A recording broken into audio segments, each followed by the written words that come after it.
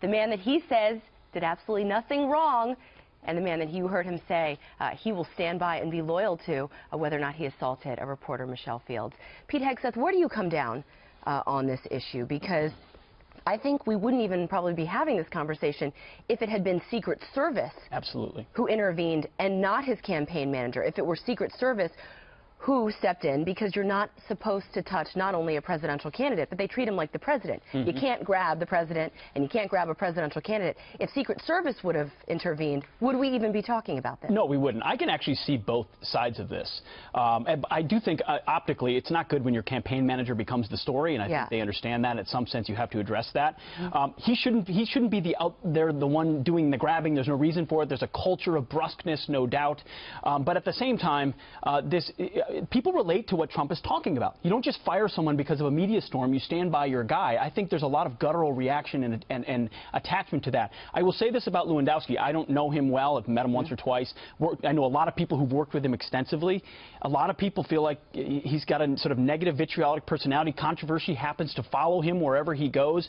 It has kind of an us against them mentality, which is what Trump has. You add those two together, and it starts to add up to what you get. I know there's people inside that camp that have been trying to push him out for a long time. We'll see where it goes. What do you think, Emac? I just liked how he was top spinning it into how great his hotel is, because they had the video, and then it became a referendum on the country. You know, so Lewandowski's charged with simple battery, right? I think now, you know, the campaign is suffering also from simple batteries, collateral damage to the credibility of the campaign, because they kept denying this happened. You know, it's up to the prosecutor if he wants to file charges. She could have. You know, it's up to the prosecutor's discretion. She can sue, which is a lower level of proof. The timeline of the event is what's keeping everybody's attention right now, right? So if you look up under Florida law exactly what the simple battery is, because it does not include intent to harm or malicious intent. It's defined by battery is committed when one person actually and intentionally touches or strikes another person. So that's what we're dealing with here. But remember the order of events. Immediately after this happened, and after the reporter said that this happened, Corey Lewandowski responded calling her delusional and said that there was no physical contact that ever took place. Touched her. Then the video was released from the Trump building. This was a Trump video that actually showed that there was physical contact. Here's the case that we're looking at. And isn't that the issue? It's always the cover-up, Ebony. I mean, you're an attorney. So Corey didn't do himself any favors by saying nothing ever happened. I mean, he does have a credibility issue. He should have said from the get-go, yes, she lunged in to touch Donald Trump, a presidential candidate, my boss, I'm the campaign manager, and instead of letting Secret Service intervene, I jumped in and I pulled her off him. Sure. That would have worked. He also could have said it was accidental or even incidental to the very nature of, you know, that kind of chaotic scene. Just happened. It did just kind of happen. And that actually is a viable legal defense, to Sandra's point. Intent is what's important here, but not intent to harm or damage. I want to speak very briefly about the bruises. Michelle Fields tweeted out a picture of bruises on her arm. There's been a lot of skepticism around when that happened. Did she do that to herself? Whatever. It actually doesn't matter, because injury is not a required element of simple battery in the state of Florida. So whether those bruises are legit or not, they don't even matter. It's not required. That's interesting. Yeah, that is very interesting. All right, well, new signs the GOP convention could take a walk on the wild side.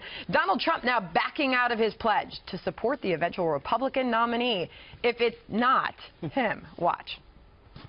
Do you continue to pledge whoever the Republican nominee is? No, I don't anymore. Look, you don't? No, we'll see who it is. I've been treated very unfairly. I'll give you an example. Unfairly by who? I think by basically the RNC, the Republican Party, the establishment. During that same town hall, Ted Cruz and John Kasich also refusing to say whether they'd get behind the voters' choice. If Donald Trump is the GOP nominee, would you support him? Let me tell you my solution to that. Donald is not going to be the GOP nominee. We're going to beat him. If the nominee is somebody that I think is really hurting the country and dividing the country, I can't stand behind them, but we have a ways to go. Let's see how this all folds out. First of all, Pete, I know you're a study of politics. Is there any difference between Donald Trump rescinding on his pledge to support the GOP nominee and then the other two candidates not answering the question? No, not really. I mean, they're finally sort of telling the truth. There wouldn't have been a pledge, though, without Donald Trump. I mean, Donald Trump's entry into the race is what made the pledge a big deal. That normally isn't that kind of big deal. They thought it would be Trump breaking the pledge. Well, it's always assumed, right? It's always assumed, but it was made a big deal because if Trump wasn't treated fairly, he could run formidably as a third-party candidate. I think they're just telling it like it is. I think we are seeing overtly, openly now the absolute fracture of the Republican Party. You will see camps. You will see camps going even stronger. Never Trump, with Trump, and with all of them believing they have the right to run their own third-party candidacy if they're not treated. All right, Liz, but does this bring us any closer to a contested convention? Well, yeah, I think so. And, you know, you need to do a contested convention, you need a coordinated strategy to handle it. But they put up 17 candidates. So what does that tell you about how coordinated it was from the get-go? I'll tell you. They still can't coordinate too. That's right. This could end in it ends in tears either way. It damages the GOP credibility if it's contested or not.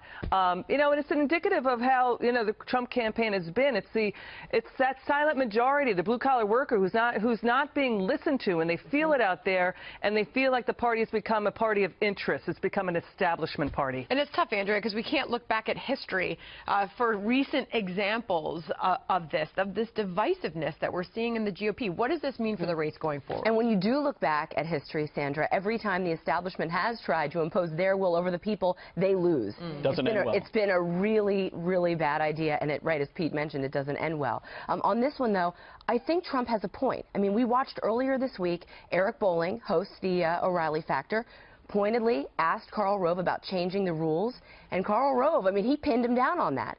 Karl Rove and others looking to try and manipulate the rules of the convention to impose the establishment's will, and so Trump does have a point on this one. I mean, he hasn't been treated as fairly as the other candidates have. But I think Pete is right. I think we're finally seeing some honesty. And the best answer I saw last night, and I appreciate Ted Cruz and John Kasich saying no, and they're finally being honest. Everyone else usually says, yeah, I'll support him. I think it was when Trump said, no, I don't want their support, I don't need it, and I don't care if they support me at the town hall. I thought, well, that's another refreshing moment of honesty as well. You don't need it, you don't want it, establishment support probably doesn't help you anyway. Interesting. Do you agree with Liz that this ends in tears either way? Yeah, in multiple ways, right? Tears and certainly tears. Look, a big shocker, right? These candidates are reneging on an unenforceable promise that I don't think any of them wanted to make in the get-go. I don't think it's surprising. I do appreciate, to Andrea's point, the candor. Finally, the gloves are kind of off. Finally, we all kind of saw this coming. I certainly, for 1 second, never thought that Donald Trump was going to get behind any Republican nominee other than himself. I think that he was never opposed to a third-party run, and I thought that was pretty evident. And I'm not really knocking him for it. I think it's been. I don't believe that Trump is running a campaign that is about the Republican Party. I believe he is running a campaign that is about his particular ideas around making this country his vision. The sad part about that is there's no scenario in which a third-party candidate coming out of this doesn't give a decided and decisive advantage to Democrats. That's true. Every time the Republicans split in this national map that's already stacked against them, you add a third-party candidate, forget about it. And that's what I think has a lot of us just going like this right now. It's like, how in the world does this Get that posture back. We expect more from a military man. Pete says. All right, well, family